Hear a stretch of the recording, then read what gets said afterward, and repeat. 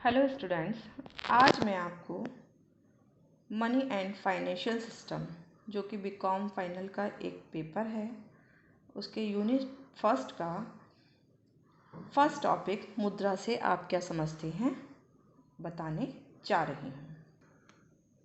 मुद्रा का अर्थ एवं परिभाषा। Meaning and definition of money.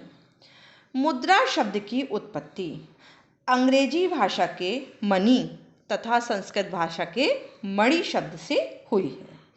अंग्रेजी शब्द मनी का आरंभ लैटिन भाषा के मोनेटा शब्द से हुआ है। मोनेटा रोम की देवी जूनो का प्रारंभिक नाम है।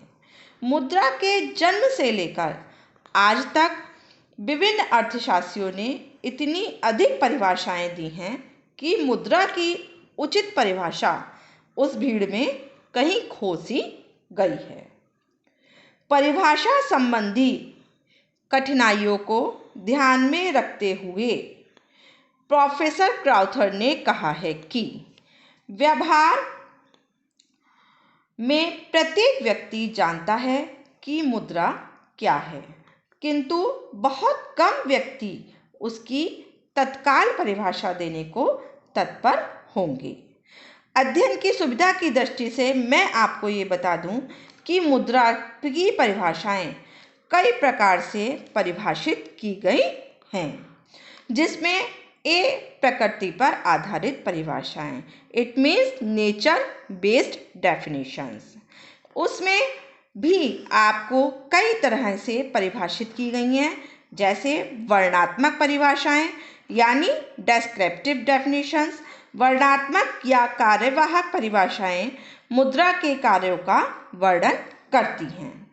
F.A. वॉकर के अनुसार मुद्रा वह है जो मुद्रा का कार्य करे। Money is what money does.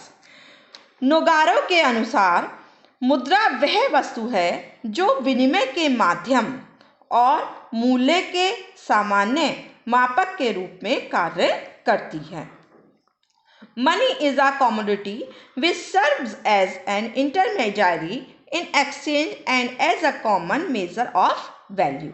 उपर्युक्त परिभाषाएं सरल तथा व्यावहारिक हैं, फिर भी इन परिभाषाओं का मुद्रा का कोई भी निश्चित रूप प्रदान नहीं किया गया है। वैधानिक परिभाषाएं, इनको आप लीगल डेफिनेशंस भी कह सकते हैं। वैधानिक परिभाषाओं में मुद्रा की उन परिभाषाओं को सम्मिलित किया जाता है जो मुद्रा के सिद्धांत पर आधारित हों। इस वर्ग की प्रमुख परिभाषाएं इस प्रकार हैं। प्रोफेसर नेप के अनुसार कोई भी वस्तु जो राज्य द्वारा मुद्रा घोषित कर दी जाती है मुद्रा बन जाती है। Anything which is declared money by the state becomes money. जैसे कोई भी राज्य किसी भी देश में सोने को मुद्रा घोषित कर देता है तो वो उस देश की सोना ही उस देश की क्या कहलाएगी? मुद्रा कहलाएगी। चांदी को घोषित करता है तो चांदी उस देश की मुद्रा कहलाएगी।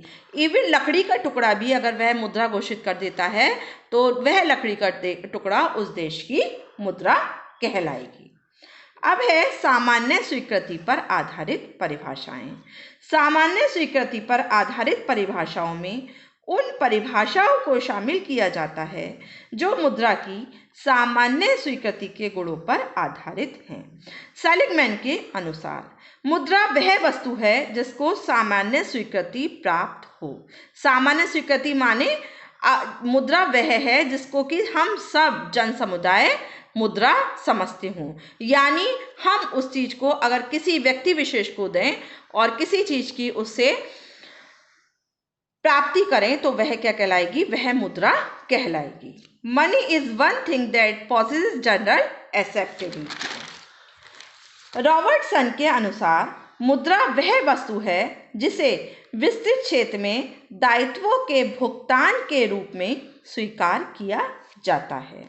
इन परिभाषाओं से एक बात तो साफ होती है, झलकती है कि इन परिभाषाओं में मुद्रा के एक गुण सामान्य स्वीकृति पर अधिक जोर दिया जाता है जैसे कि जिन मुद्राओं को हम सामान्य स्वीकृति दे देते हैं, इवन चाहे वो चांदी हो, सोना हो, मुद्रा हो, कागज के रूप में मुद्रा हो, अगर हम उस चीज़ को देकर, उस मुद्रा को देकर किसी व्यक्ति विशेष से किसी वस्तु को प्राप्त कर सकते हैं तो वह मुद्रा ही कहलाएगी।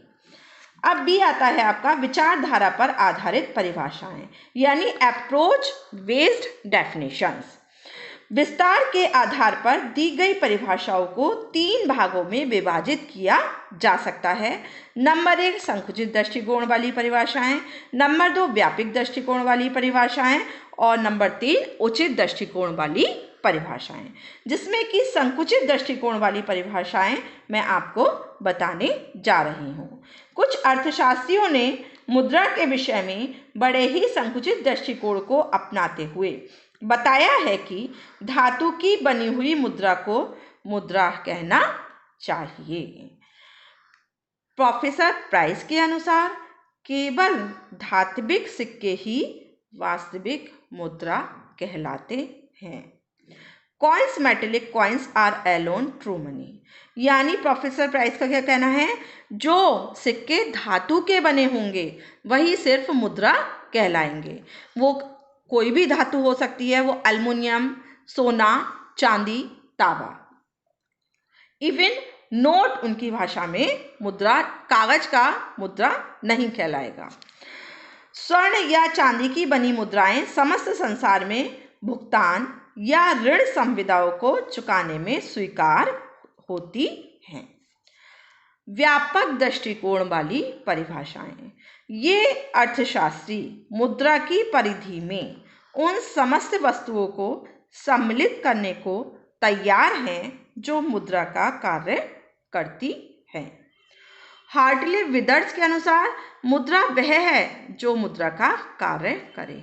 इट मीन्स मुद्रा वह है जो मुद्रा का कार्य करे, मीन हम कोई भी सेवा या वस्तु अगर लेना चाहें और हमें उस चीज़ के विनिमय से वो वस्तु या सेवाएं प्राप्त हो जाती हैं तो वह हार्टली विदर्स के अनुसार मुद्रा ही कहलाएगी।